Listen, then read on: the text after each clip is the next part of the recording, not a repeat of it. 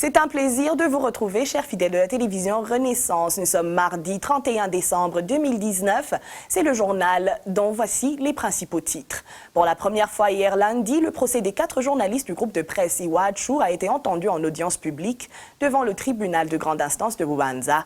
L'avocat du ministère public demande une peine de 15 ans de prison ferme et la saisie de leur matériel.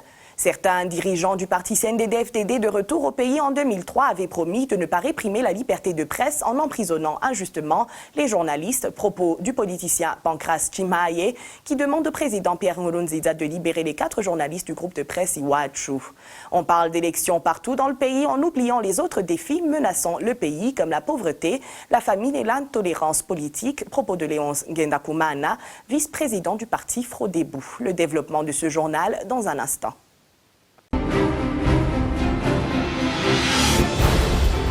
Pas justice pour démarrer notre journal. Aujourd'hui marque le 71e jour d'incarcération de nos confrères du groupe de presse Iwachu. Christine Kamikaze, Agnès Ndilubusa, Terence Mozenzi et Egide Harelimana ont été arrêtés le 22 octobre alors qu'ils se rendaient en commune Musigati de la province Bubanza pour couvrir des combats qui opposaient des rebelles aux forces de l'ordre. Ils sont poursuivis pour complicité d'atteinte à la sûreté de l'État. Ce lundi, 30 décembre, pour la première fois, le procès des journalistes a été entendu en audience publique devant le tribunal de grande instance de Bubanza. L'avocat du ministère public a requis une peine de 15 ans de prison ferme et la saisie de leur matériel dans le véhicule à bord duquel ils étaient. Le mouvement des femmes et filles pour la paix et la sécurité a été scandalisé par la position du président Nkurunziza sur la question du projet de loi sur l'héritage des femmes et des filles. Cela a été dit par la présidente de ce mouvement, Marie-Louise Varichako. Elle rappelle au président Pierre Nkurunziza que la tradition et la culture sont dynamiques et ne peuvent en aucun cas être un blocage au développement économique en maintenant la discrimination. Suivez. Ces propos ont clairement révélé ce que nous savions, que c'est lui-même qui n'a pas soutenu ce projet de loi. Il s'appuie sur la culture et la tradition burundaise qui affirment que les affaires de la famille sont de la responsabilité de l'homme. C'est le système patriarcal qui pour lui domine et contre lequel on ne peut rien faire. Rappelons au président que la culture et la tradition ne sont pas statiques.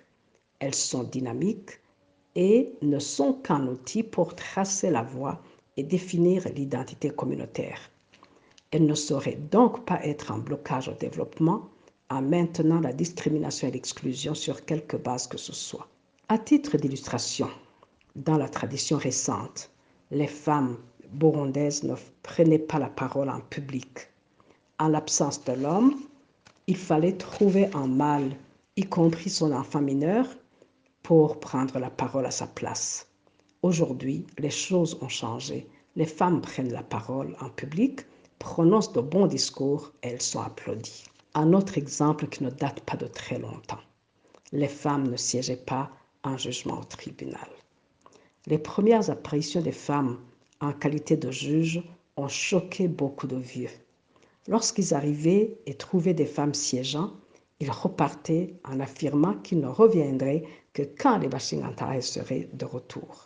Aujourd'hui, elles siègent dans toutes les juridictions et elles font d'excellentes prestations. Cela a-t-il fait régresser ou progresser le pays? Le président Pierre Nkurunziza ne l'aurait-il pas su? L'aurait-il oublié? Un bon leader devrait plutôt sensibiliser ceux qu'il dirige pour veiller au respect de leurs droits. Il ne devrait pas être du camp de ceux qui oppriment une catégorie de ses dirigés. Ces Burundaises profitent de cette occasion pour informer les Burundais, y compris le président Pierre Nkurunziza, qu'elles se sont engagées à montrer à tout le monde qu'il n'existe pas de pays pour hommes seulement. Encore une fois, Marie-Louise Varichako. Nous voudrions également rappeler au président que parmi les charges de dirigeants, il y a la sensibilisation de ceux qu'il dirige. Il doit leur montrer le chemin à prendre, les voies nouvelles qu'ils n'avaient jamais explorées, leur rappeler leurs droits et leurs obligations, usant si besoin est de son autorité et de son influence pour les garder sur ce bon chemin. Il est donc certain que lorsque celui qui s'appelle le guide doit encore demander le chemin à ceux qui le suivent, il est facile de se perdre. Exemple, si aujourd'hui il demandait à son peuple si vraiment il est nécessaire de mettre tous les enfants à l'école et que la réponse était non, Permettrait-il qu'on sorte des enfants de l'école aujourd'hui? Si on regarde aujourd'hui le chemin parcouru en ce qui concerne la reconnaissance des droits des femmes un peu partout dans le monde, et si on considère le pas déjà franchi par le Burundi, il est regrettable que le chef de l'État tienne de tels propos et dise que ce sont les femmes elles-mêmes qui refusent que leurs droits soient reconnus et respectés. Il est regrettable qu'un père de famille de son rang prononce publiquement des propos qui ne favorisent pas l'avancement de la femme et de la fille burundaise. Nous étions en effet informés que le processus d'élaboration d'une loi sur l'héritage des femmes avait été bloqué au Burundi parce que le président ne l'avait pas soutenu, mais nous étions loin d'imaginer qu'il dirait un jour haut et fort sur les radios que ce sont les femmes elles-mêmes qui ne veulent pas de cette loi. Ce que nous en avons déduit plus tôt est que, en tant que père de la nation et guide, il n'a pas fait ce qu'il devait faire à cet égard. Nous voudrions ici informer, Monsieur le Président, que beaucoup de Burundaises ont déjà compris leurs droits en tant que femmes et qu'elles sont déterminées à sensibiliser les femmes et le peuple burundais, y compris les dirigeants. Le chemin est encore long, mais nous y arriverons. Lorsque nos dirigeants comprendront qu'il ne peut y avoir de pays pour hommes seulement ou femmes seulement et qu'ils ont le devoir de faire progresser le pays sans discrimination et sans exclusion, sans laisser personne en arrière. Il est temps que tout Burundais comprenne, à commencer par les dirigeants, que l'avancement des femmes équivaut à l'avancement de sa famille, de sa communauté et de son pays. C'est la vérité. Ce ne sont pas des rumeurs, kudumisha, ni juste pour un gain, kuchingero, mais c'est cela, bâtir le Burundi que nous voulons, qui élève tous ses enfants, sans distinction, sans discrimination et sans exclusion. Le parti CNDD-FDD a fréquenté le maquis pour violer la liberté de la presse. Quand ce parti était au maquis, les journalistes leur tendaient le micro pour s'exprimer. C'est ce qu'indique Pancras Chimaye, un politicien vivant à l'étranger. Pancras Chimaye indique encore que certains dirigeants du parti CNDD-FDD, de retour au pays en 2003, avaient juré qu'aucun journaliste ne serait emprisonné. Il demande au président Pierre Nkurunziza d'autoriser la libération des 4 journalistes du groupe de presse Iwachu qui ne faisaient que leur travail. L'une des grandes vertus de la démocratie, c'est la liberté de la presse.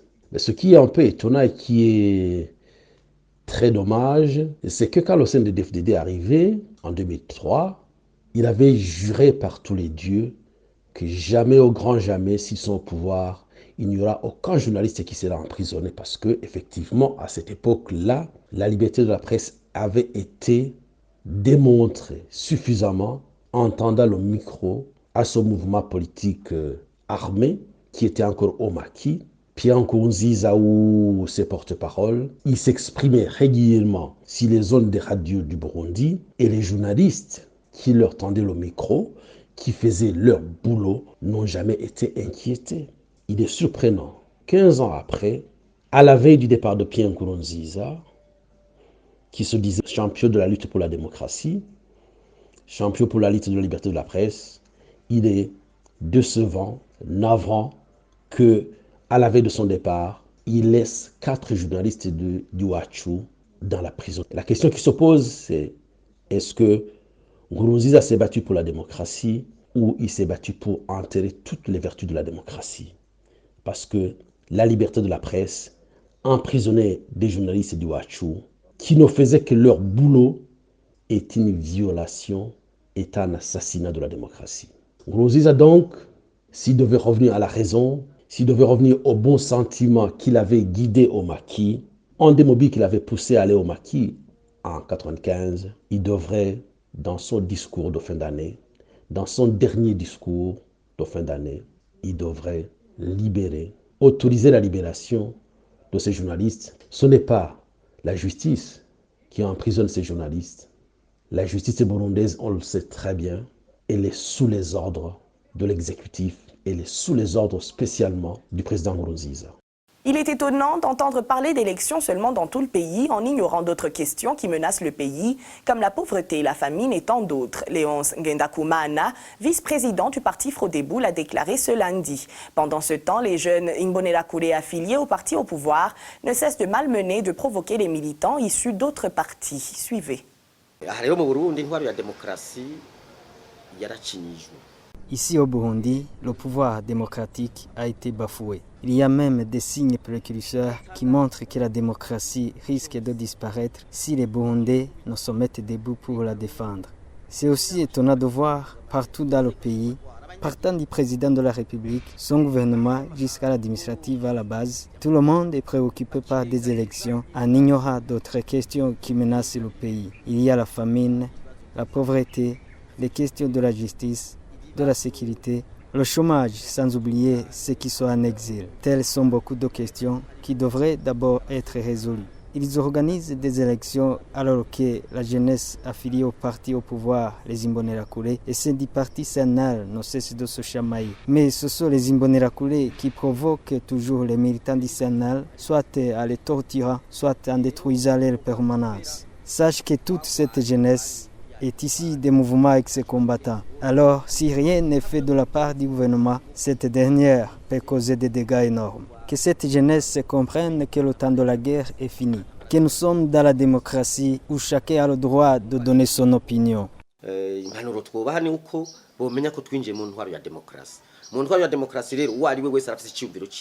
Nous demandons à l'État de trouver des abris pour les personnes rescapées des inondations. C'est un cri que lance le représentant des familles rescapées. C'était ce dimanche à Bujumbura, lors des cérémonies d'obsèques des personnes mortes suite aux pluies diluviennes. Il a encore demandé à l'État de construire les bordures sur la rivière Nyabagere pour éviter d'autres dégâts dans le futur. Suivez.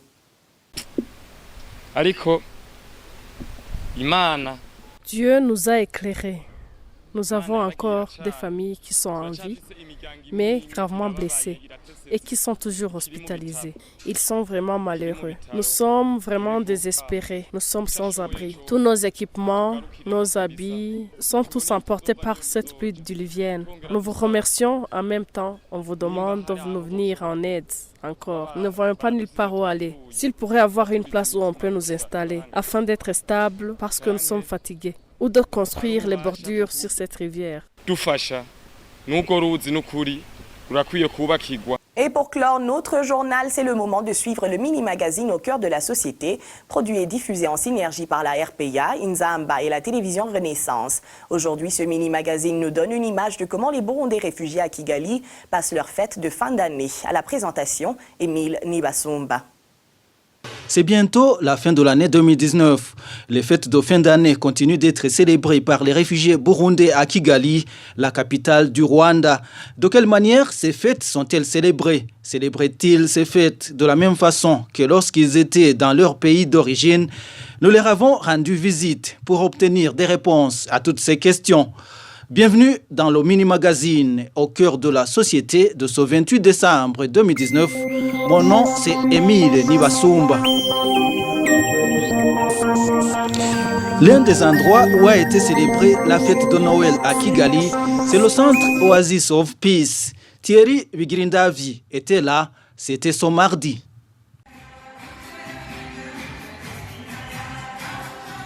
La joie de Noël était sur tous les visages ce mardi 24 décembre au centre Oasis of Peace de la maison Shalom, Sizaki Chukilo dans la ville de Kigali. La maison Shalom a organisé une fête de Noël pour les enfants des réfugiés burundais qui étudient dans son école maternelle. Leurs parents aussi avaient été conviés. L'un de ses parents apprécie le fait qu'ils ont gardé la tradition de partager la joie de Noël ensemble, même s'ils n'ont plus les moyens de faire une grandiose fête comme ils le faisaient quand ils étaient encore au pays. C'est très différent parce qu'ici, on n'a pas de travail, on ne travaille pas, il n'y a pas de boulot, on s'arrange, on se débrouille seulement. Ici, très différent de chez nous. Chez nous, il reste toujours chez nous. Ici, nous sommes des réfugiés, c'est impossible, c'est difficile. C'est pas impossible, c'est difficile. Peut-être on pourrait dire, on essaie de manifester quelque joie aux enfants, mais réellement, il n'y a pas de joie, on essaye. Pour un autre, malgré les conditions de vie précaires de l'exil, même en famille, ils doivent fêter Noël et la fête de Nouvel An.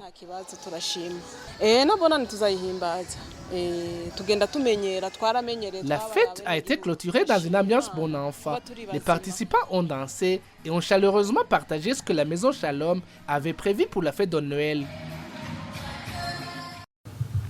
La patronne de la maison Shalom, Maggie Barangitse, qui a organisé cette fête de Noël au centre Oasis of Peace, reconnaît également que la situation a changé. Bien sûr que aujourd'hui, malgré que je suis convaincue que nous devons rester debout, rayonnant de l'éclat de Dieu, rayonnant de cet amour, je souffre.